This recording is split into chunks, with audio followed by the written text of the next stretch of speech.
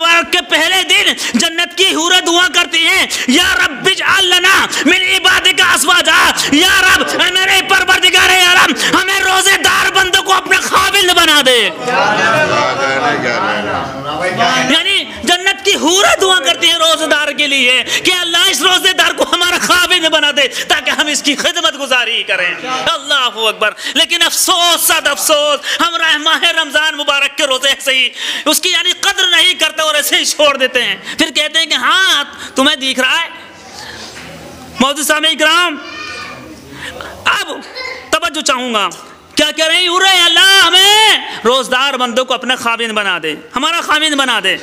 تو ان سے ہماری کہہ رہے ہیں یا اللہ تاکہ ان سے ہماری آنکھیں ٹھنڈی ہو اور ہم سے ان کی آنکھیں ٹھنڈی ہو جائیں۔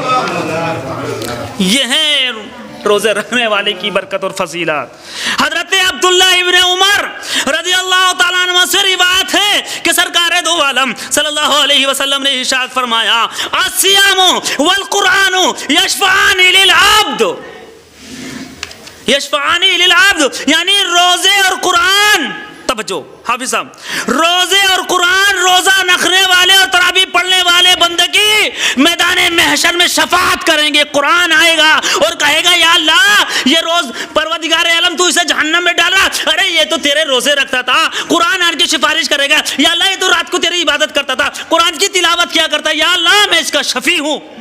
روزہ بھی اس کا شفاعت کرے گا، قرآن بھی اس کی شفاعت کرے گا، رات کی عبادت بھی اس کی شفاعت کے لیے آئے گی۔ لیکن افسوس ہم رات ایسے ہی گزار دیتے ہیں، لڑکوں میں گزار دیتے ہیں۔ دیکھ لیں آپ عشاء کی نماز میں کتنے ہوں گے، باقی ویسے ہی رات۔ تو معزز سامعین کرام، روزے عرض کریں گے میدان محشر میں جب ہمارا حساب و کتاب ہوگا، روزے عرض کریں گے یا رب ہم نے اسے دن میں کھانے اور شہوت سے روکا، کھانے سے بھی روکا، جو حلال چیز ہے، بھئی کھانا حلال ہے لیکن ہم اسے بھی نہیں کھاتے۔ کیوں؟ کیونکہ اللہ ہمیں دیکھ رہا ہے، اس نے منع کیا ہے، اسے بھی نہیں کھاتے۔ تو معزز سامعین کرام، روزہ عرض کریں گے، روزے عرض کریں گے یا رب ہم نے اسے دن میں کھانے اور شہوت سے روکا، لہذا اس کے بارے میں ہماری شفاعت کو قبول فرما۔ اور قرآن کہے گا اے پروردگار میں نے اسے سونے سے روکا، اس کے متعلق میری شفاعت قبول فرما لے۔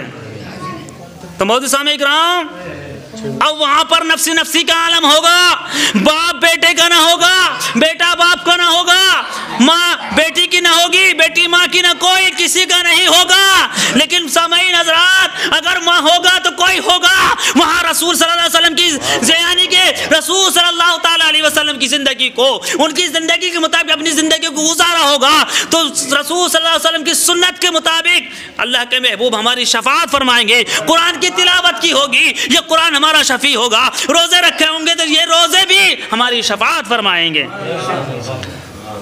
حضرت سلمان فارسی رضی اللہ تعالیٰ عنہ سے روایت ہے، سلمان فارسی رضی اللہ تعالیٰ عنہ سے روایت ہے، نبی پاک صلی اللہ علیہ وسلم نے فرمایا من فطر فیہ صائما کان لہ مغفرۃ لذنوبہ، یعنی ماہ رمضان میں کسی روزہ دار کو روزہ افطار کرانا بخشش کا سبب ہے۔ روزے دار کو روزہ یعنی افطار کرانا بخشش کا سبب ہے۔ تو معزز سامعین کرام، لیکن سامعین خود بھی تو روزہ رکھو، خود بھی تو روزہ۔ آپ یہ سوچے کہ یار میں روزہ دار کو کرا دوں روزہ تو میرا روزہ رکھنا ہی بیکار ہے، ایسا نہیں ہے۔ آپ بھی روزہ رکھیں، روزہ ڈبل فضیلت آپ حاصل کریں۔ تو معزز سامعین کرام، یہ بھی فرمایا جو روزہ دار کو سیر کر کے کھلائے اللہ اسے میرے حوض سے قیامت کے دن یعنی کوثر کے جام عطا فرمائے گا، کوثر کے جام عطا فرمائے گا۔ تو معزز سامعین کرام، یہ وہ مہینہ ہے جس مہینے میں یعنی جنت کے دروازے کھول دیے جاتے ہیں اور جہنم کے دروازے بند کر دیے جاتے ہیں۔ حضرت ابو ہریرہ رضی اللہ تعالیٰ عنہ سے روایت ہے کہ نبی پاک صلی اللہ علیہ وسلم نے فرمایا جو آدمی روزے کی حالت میں بیہودہ اور بری باتیں کہنے سے نہ باز آئے، ایسے بہت ہیں، صحیح بات ہے۔ یہ زیادہ تر عورتوں میں جہالت پائی جاتی ہے کہ آپس میں بیٹھ گئیں اور ایک دوسرے کی برائیاں چالو ہو گئیں۔ آدمیوں میں بھی ہے لیکن کم، زیادہ میں عورتوں میں زیادہ پائی جاتی ہے۔ تو معزز سامعین کرام، حضرت ابو ہریرہ رضی اللہ عنہ سے روایت ہے کہ نبی کریم صلی اللہ علیہ وسلم نے فرمایا جو آدمی روزے کی حالت میں یا عورت روزے کی حالت میں بیہودہ اور بری باتیں کہنے سے باز نہ آئے اور بری باتوں پہ عمل کرنا ترک نہ کرے یعنی نہ چھوڑے، تو اللہ تعالیٰ اس کو بھوکے اور پیاسے رہنے کی، یعنی اللہ تبارک و تعالیٰ کو اس کے بھوکے اور پیاسے رہنے کی کوئی ضرورت نہیں ہے جب تک روزے دار میں یعنی روزے رکھنے میں پرہیزگاری نہ ہو۔ ترمذی شریف کی حدیث ہے جو میں آپ کے سامنے بیان کر رہا ہوں۔ حضور نبی کریم صلی اللہ علیہ وسلم نے فرمایا بہت سے روزے رکھنے والے ایسے ہیں جنہوں نے بھوکا رہنے کے سوا کچھ حاصل نہیں کیا، اور بہت سی شبے دار ایسے ہیں جنہوں نے رات جاگنے کے سوا کچھ بھی حاصل نہیں کیا، بہت سے ایسے بھی ہیں۔ یہ ابن ماجہ کی حدیث ہے۔ یعنی اس حدیث پاک کا مطلب یہ ہے، توجہ بھائی اب مطلب سنیں، مطلب یہ کہ ایسے آدمیوں کا روزہ کوئی اہمیت نہیں رکھتا جو روزے کی حالت میں مسلمانوں کی غیبت، جھوٹ، بیہودہ باتوں سے باز نہ آئے، اور ایسے آدمیوں کا جاگنا بھی کسی کام کا نہیں جو ریاکاری کے لیے ہو۔ جھوٹ، غیبت، چغلی، گالی دینا، کسی کو تکلیف دینا، یہ سب چیزیں ویسے بھی ناجائز و حرام ہیں، اور روزے میں اللہ تبارک و تعالیٰ نے ان چیزوں سے زیادہ پرہیزگاری عطا فرمائی۔ لیکن زیادہ تر لوگ آپ دیکھیں ایسے ہی۔ تو موجود سامعین کرام، جب ہم روزے کی نیت کر لیں اس کے ساتھ پھر پرہیزگاری ہے، جو ہمارا ہر وقت ہر سانس جو گزر رہا ہے وہ پرہیزگاری میں لکھا جا رہا ہے، یعنی ہر سانس اللہ تبارک و تعالیٰ کی عبادت میں اللہ لکھ رہا ہے۔ تو موجود سامعین کرام، ایک مجوسی نے اپنے بیٹے کو ماہ رمضان المبارک میں مسلمانوں کے سامنے کھانا کھاتے دیکھا۔ اب توجہ، اب تو ہمارا یہ عام ہو گیا ہے، ہم کسی کے سامنے بھی کھانے لگ جاتے ہیں مسلمان، سمجھ رہے ہیں نا؟ ارے نا جب اللہ سے نہ ڈرنا معاذ اللہ استغفر اللہ، تو بندوں سے کا ایسے بھی کہنے والے ہیں لوگ، سمجھے؟ صبح کو سحری بھی کھا رہے ہیں، اور صبح کو سحری کھانے کے بعد صبح جب ہوگی 8:30 بجے پھر ناشتہ، ایسے بھی ہیں۔ تو یہ اللہ نے دیکھ رہا ہے۔ تو موضوع سامنے کہ ایک مجوسی نے اپنے بیٹے کو ماہ رمضان میں مسلمانوں کے سامنے کھانا کھاتے دیکھا۔ مسلمانوں کے سامنے مجوسی کا لڑکا کھانا کھا رہا تھا، تو اسے سخت ڈانٹا اور مارا، اور اس سے کہا کہ مسلمانوں کے سامنے رمضان شریف کی گستاخی اور بے ادبی کیوں کی؟ مسلمانوں کے سامنے کھانا نہیں کھاتے، یہ روزہ رکھتے ہیں، اللہ کی عبادت کرتے ہیں، اس میں کھانا نہیں کھاتے، ان کے سامنے نہیں کھانا چاہیے۔ اتفاق سے اسی ہفتے کے اندر مجوسی مر گیا،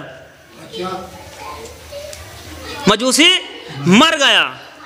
ایک اللہ کے نیک بندے نے خواہ میں دیکھا کہ وہ مجوسی جنت میں ٹہل رہا ہے۔ اب توجہ بھائی، وہ مجوسی جنت میں ٹہل رہا ہے۔ اس بزرگ نے اس سے کہا ارے تو تو مجوسی اور کافر تھا بھائی، تو تو غیر مسلم تھا، مسلمان بھی نہیں تھا، یہ جنت تجھ کو کیسے نصیب ہوئی؟ تو اس نے کہا بے شک میں تھا تو مجوسی ہی، مگر جب میرے مرنے کا وقت آیا تو اللہ تبارک و تعالیٰ نے رمضان شریف کے احترام کے باعث مجھے اسلام کی دولت سے مشرف فرمایا، اور میرا خاتمہ اسلام اور ایمان پر ہوا، احترام کی برکت سے۔ لیکن آج ہمارے یہاں احترام ہی ختم۔ آج دیکھو بیڑی پیتے ہوئے نکل جا، سمجھ آئے نا؟ آپ اس سے کہو بھائی میرا رمضان ہے، میں روزے سے ہوں، تمہاری توجہ نہیں کر رہا، پھر گئے ہم مسلمان پریشان۔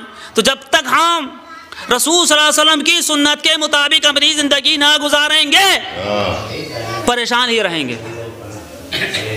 تو موجود سامعین کرام، جو لوگ ماہ رمضان المبارک کا احترام کرتے ہیں ظاہر اور باطنی دینی و دنیاوی برکات سے مستفیض ہوتے ہیں، اور اللہ تبارک و تعالی یعنی ان ماہ رمضان المبارک کا احترام جو نہیں کرتے، سمجھے، اللہ تعالیٰ ان کی آخرت خراب کر دیتا ہے، ان کو جہنم میں جگہ دیتا ہے۔ اور جو احترام کرتے ہیں اللہ کہتا ہے جنات تجری من تحتها الانہار، اس کے لیے جنت کے باغ اور جنت کی نہریں اللہ نے تیار کر رکھی ہیں۔ پڑھیے درود پاک، اللہم صلی اللہ سیدنا و شفینا نبینا و حبیبنا و مولانا محمد صلی اللہ وسلم علیہ یا رسول اللہ یا حبیب اللہ یا نبی اللہ۔ چاہے مدینے میں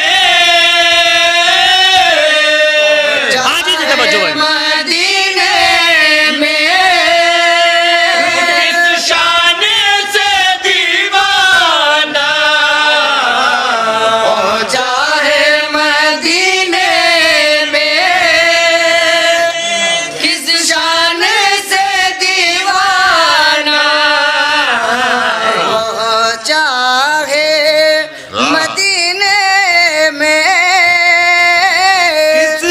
शान से दीवाना पहुंचाए मदीने में किस शान से दीवाना पहुंचाए मदीने में किस शान से दीवाना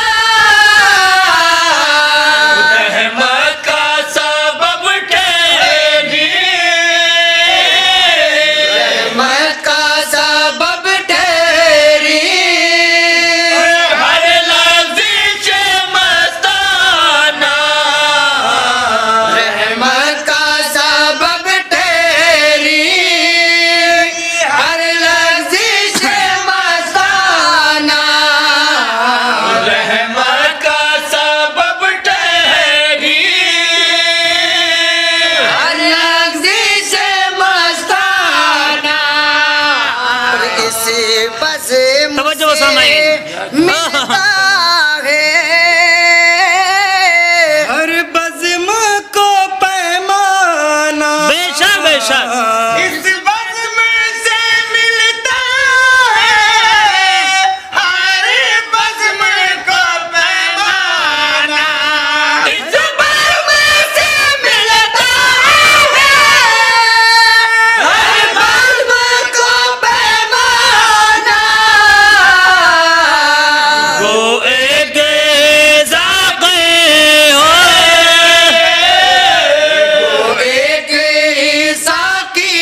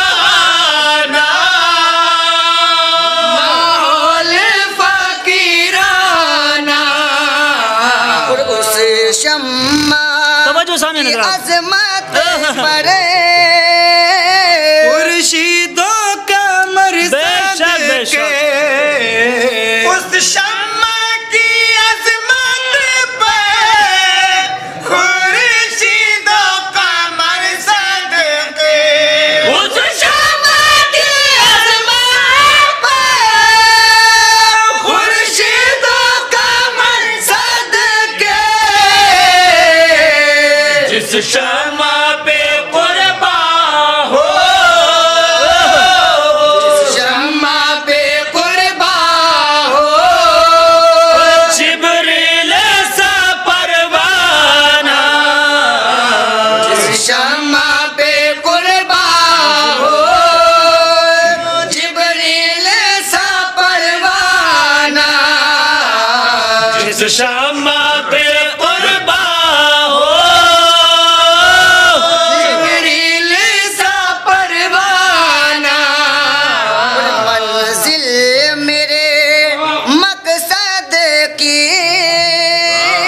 کعبہ ہے نا بت خانہ منزل میرے مقصد کی کعبہ ہے نہ بت پھر کیا ہے بھائی توجہ منزل میرے مقصد کی کعبہ ہے نہ بت خانہ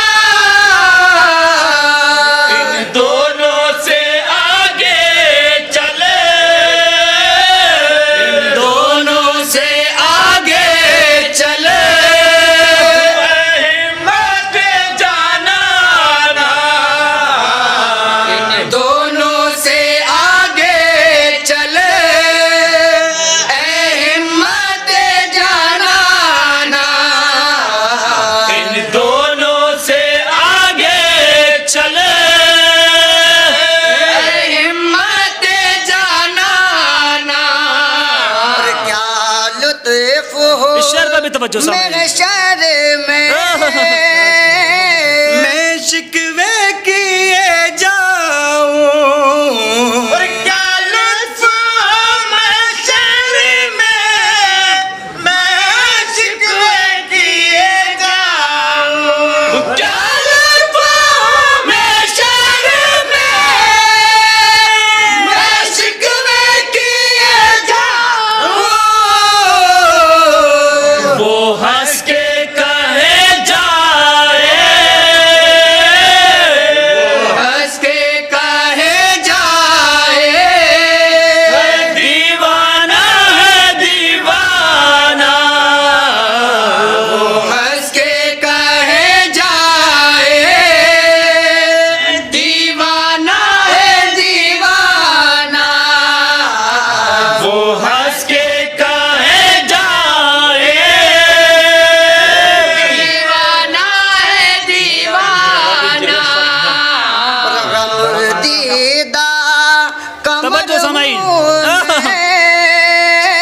میرا بھی جگر شک ہے مقطع سماعت کریں بھائی دیدہ قمر میں میرا بھی جگر شک ہے دیدہ قمر میں میرا بھی جگر شک ہے اللہ میری جانب اللہ میری جانب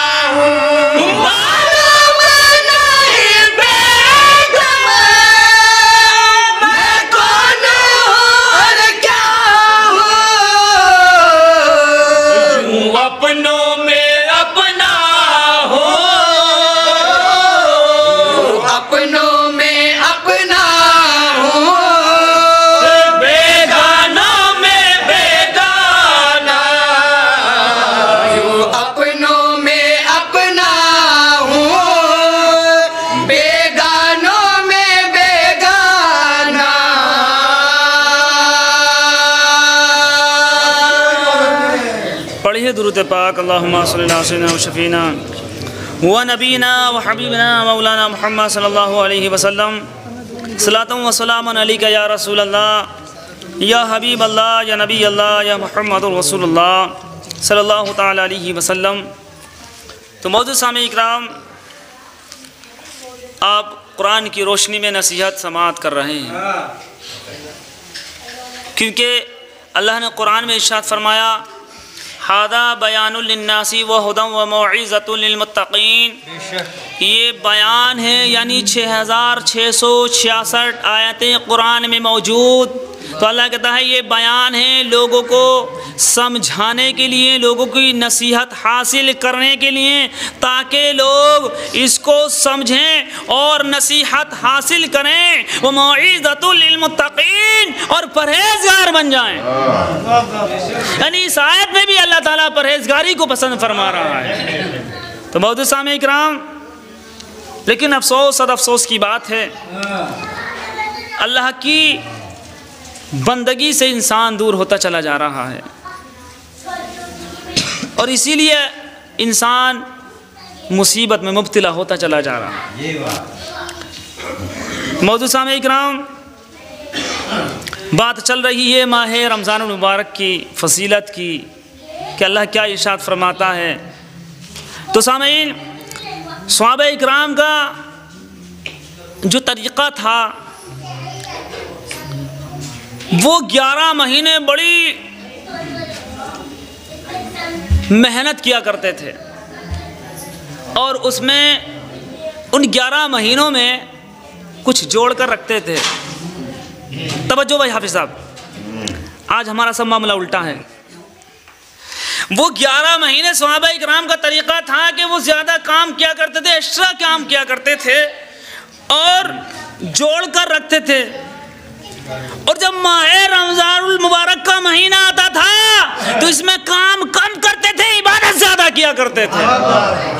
لیکن آج معاملہ ہمارا یہ ہے کہ ہم 11 مہینے کام کم کرتے ہیں اور ماہ رمضان میں زیادہ کام کرتے ہیں، کہ رات کو بھی نائٹ معاملہ چل رہا ہے، دن کو بھی چل رہا ہے، کہ یار عید آ رہی، کپڑے بننے ہیں۔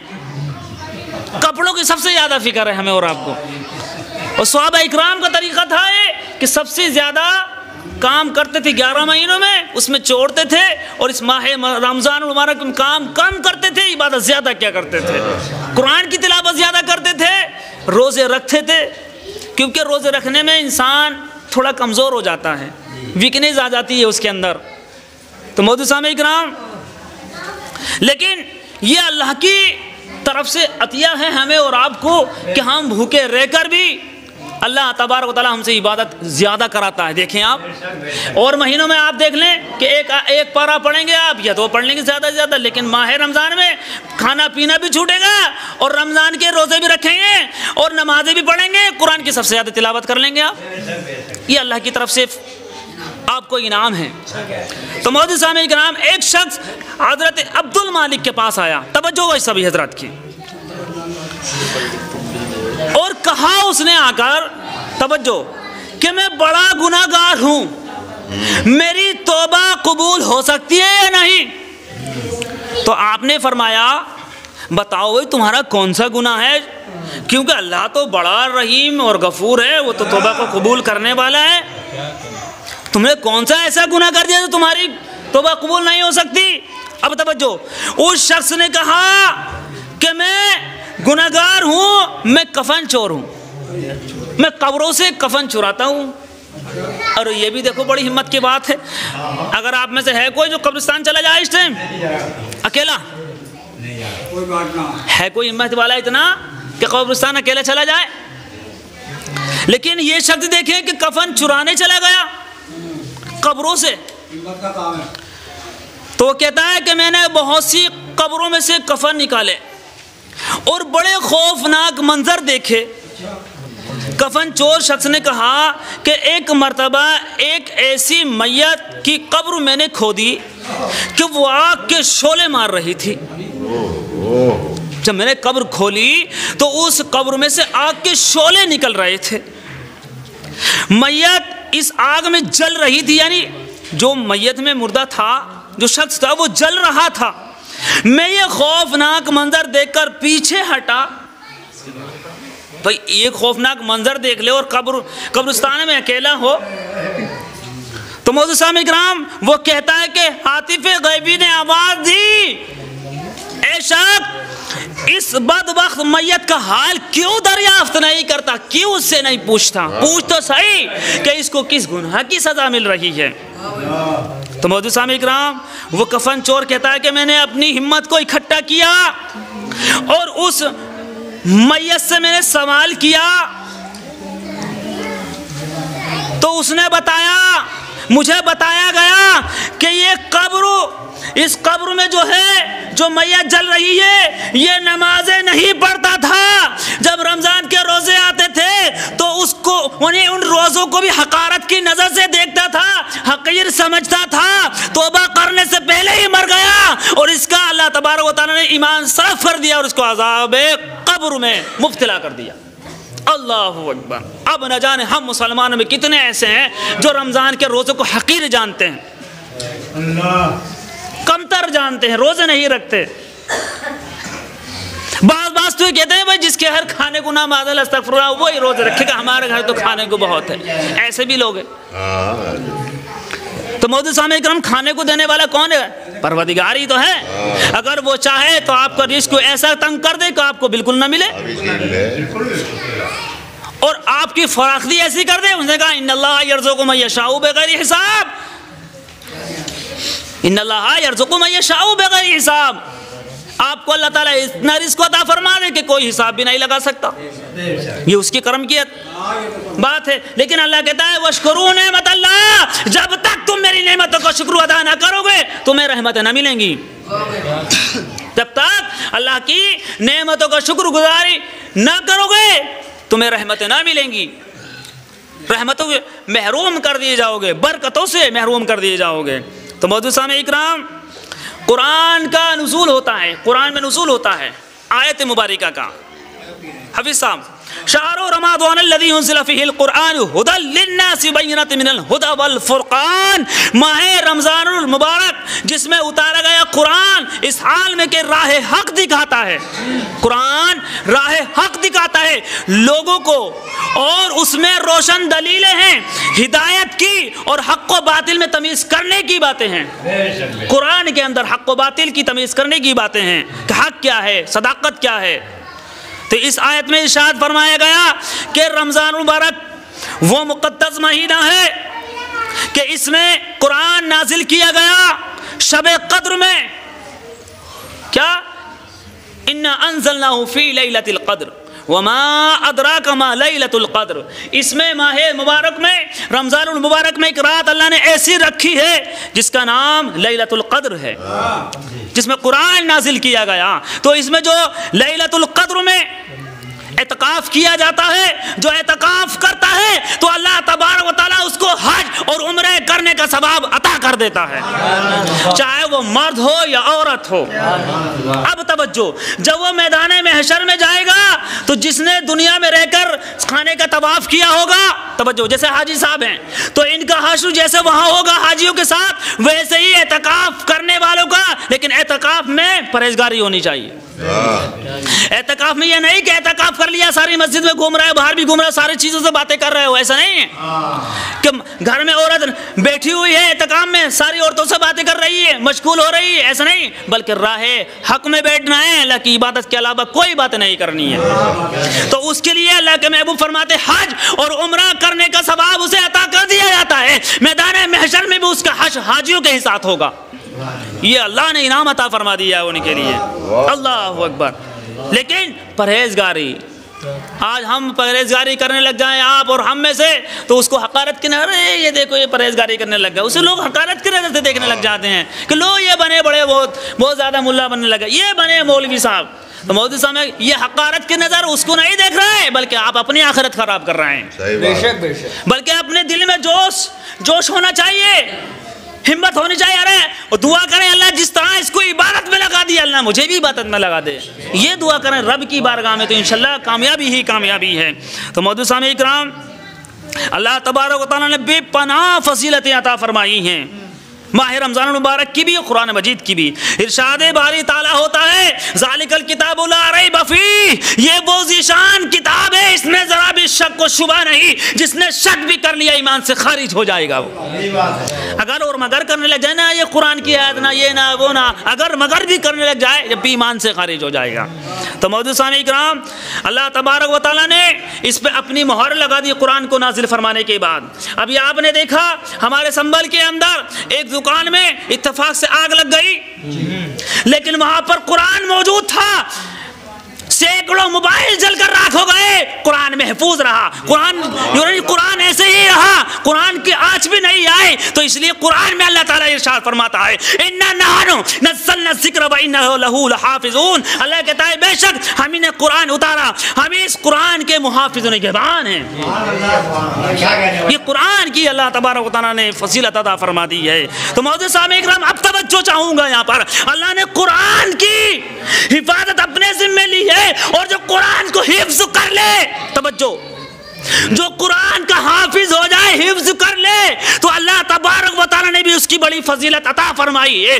قرآن کا حفظ کرنے کے بعد اس قرآن پہ عمل کرے، یعنی اس کی آیتوں پہ عمل کر کے اپنی زندگی کو گزارے، تو اللہ تبارک و تعالیٰ میدان محشر میں اس کو تاج سے مشرف فرما دے گا. یعنی اس کے ماں باپ کے سر پہ بھی یعنی تاج عطا کیا جائے گا. اہل محشر پوچھیں گے یہ کون ہے جس کو اتنا خوبصورت تاج پہنایا جا رہا ہے؟ تو بتایا جائے گا ارے یہ وہ ہے جس کا بیٹا دنیا میں رہ کر قرآن سناتا تھا، قرآن پڑھتا تھا، اور اس قرآن پہ عمل کر کے اپنی زندگی کو گزارتا تھا، پرہیزگاری کرتا تھا. اس کی عوض اللہ تبارک و تعالیٰ نے اس کے ماں باپ کو یہ انعام عطا فرما دیا ہے. اس کے ماں باپ کو یہ انعام عطا فرما دیا ہے. جب ماں باپ کو یہ انعام مل رہا ہے تو موجود سامعین کرام، اس قرآن پڑھنے والے، اس پرہیزگاری کرنے والے کو کیا انعام عطا فرمائے گا اللہ تعالیٰ. تو موجود سامعین، اب یہ نہیں کہ کوئی قرآن حفظ کر لے. آپ سوچیں گے یار میں تو حافظ نہیں. اگر تم نے سورہ یاسین کو تلاوت کرنے سورہ یاسین کی حفظ کر لیا ہے تو آپ قرآن یعنی سورہ یاسین کے حافظ ہو گئے. سورہ اخلاص کو آپ نے پڑھ لیا ہے، یاد کر لیا ہے، آپ سورہ اخلاص کے حافظ ہو گئے. اگر آپ چاہیں تو سورہ اخلاص کو بنا دیکھے پڑھتے ہی رہیں، ماہ رمضان میں پڑھتے ہی رہیں اور دل میں ارادہ کریں میں قرآن کی تلاوت کر رہا ہوں، تو اللہ تعالیٰ آپ کو بھی انہیں کا حشر کرے گا. لیکن سامعین، نیت ہونی چاہیے. نیت سے ہی ہمارے عمل بنتے ہیں. نیت ہے ہمارے دل میں تو انشاءاللہ دیس کامیابی ہے. اس سورہ یاسین کی برکت، قرآن کی برکت، یہ بیٹھے ہوئے ہمارا بھائی صاحب اگر یہ اپنی والدہ کی قبر پہ جمعے کے دن سورہ یاسین پڑھیں اور اللہ تعالیٰ سے دعا کریں اس قرآن کی برکت سے، والدین کی مغفرت فرما دے گا. یہ قرآن کی فضیلت ہے. اور وہ قرآن جو قرآن ماہ رمضان میں نازل کیا گیا. تو موجود سامنے لیکن افسوس نہ ہم قرآن کی طرف چل رہے ہیں، نہ ہم رمضان کی طرف چل رہے ہیں، نہ ہم رسول صلی اللہ علیہ وسلم کی زندگی کی طرف متوجہ ہو رہا ہے. ہمیں تو صرف پیسہ چاہیے، حالانکہ اس پیسے کو مجھے بھی اور آپ کو بھی سب کو چھوڑ کر ہی جانا ہے. تو موجود سامنے کرام، اس پیسے کے ساتھ ہمیں اپنی آخرت کو سنوارنا ہے. اگر آخرت سنور گئی تو دنیا بھی کامیاب اور آخرت بھی کامیاب. پڑھی درود پاک اللہم صلی اللہ سیدنا و شفینا مولانا محمد صلاۃ و سلام علیک یا رسول اللہ یا حبیب اللہ یا نبی اللہ یا حبیب خدا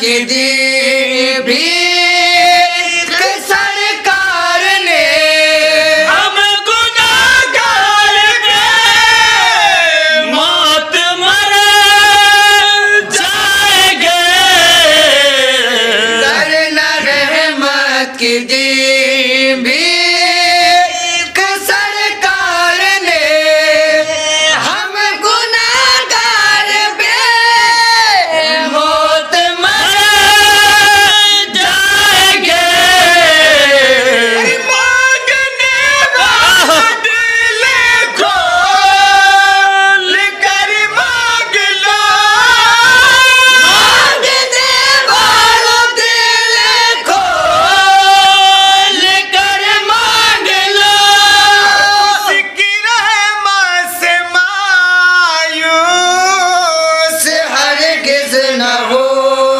کملی والے کی نظر کرم چاہیے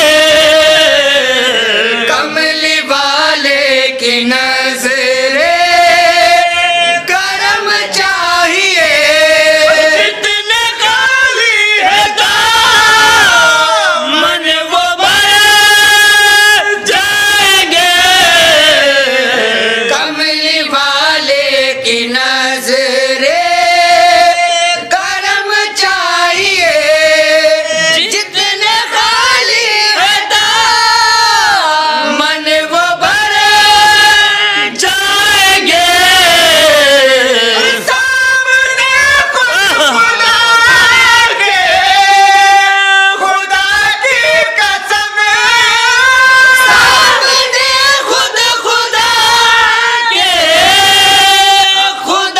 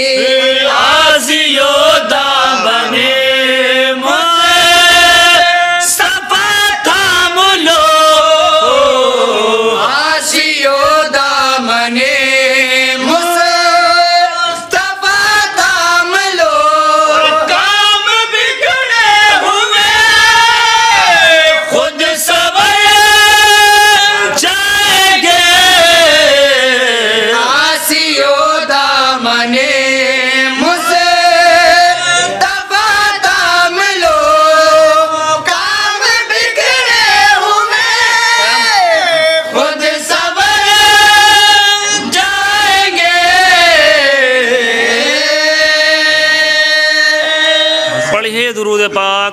اللہم صلی علی سیدنا و شفینا و نبینا و حبیبنا و مولانا محمد صلی اللہ علیہ وسلم.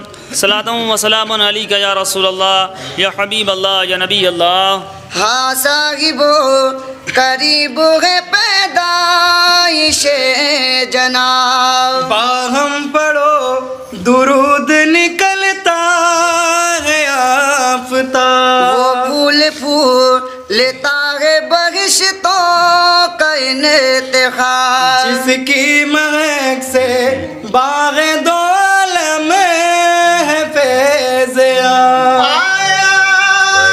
زمانہ دین رسالت پناہ کا. سکہ پڑے گا اشہد ان لا الہ کا. پڑھیے درود پاک. اللہم صلی علی سیدنا و شفینا و نبینا و حبیبنا و مولانا محمد صلی اللہ علیہ وسلم.